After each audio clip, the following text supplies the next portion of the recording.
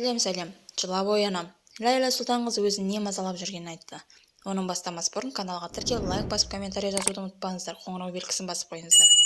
Күйеуінен айырылған танымал тележүргізуші Ләйла Сұлтанқызы жиі түс көріп, мазасы қашқанын айтты. Соңғы кездері жиі түс көріп жүрмін. Бір күні терлеп, бір күні қуанып, бірде жылап оянам. Бүгінде шым-шытырық түс көрдім, деп жазды Ләйла Сұлтанқызы. Ол түсіне не болғанын айтып, оқырмандармен бөлісті. Жаңбыр құйып тұр. Қайрекем әдемі киініп алып күлімдеп жүзімен маған қарап тұр. Ырымшыл халықпыз ғой, түсімді жақсылыққа жордым, деді тележүргізуші.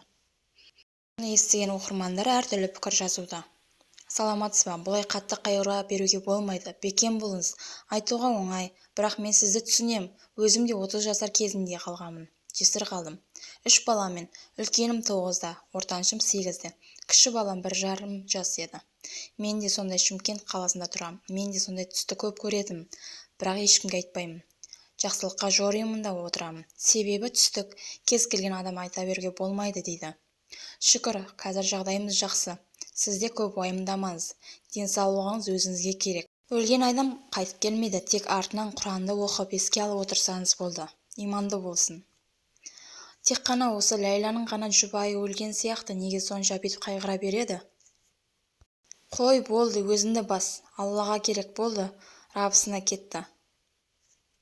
Ләйла, сабырға кел, барлығы жақсы болады, сен енді 2 балаңа керек боласың. Бұлай көп қайғырма, деп жазды оқырмандары. Соңына дейін тыңдағандарыңызға көп рахмет, лайк басып, комментарий жазып, қоңырау белгісін басып қойыңыздар.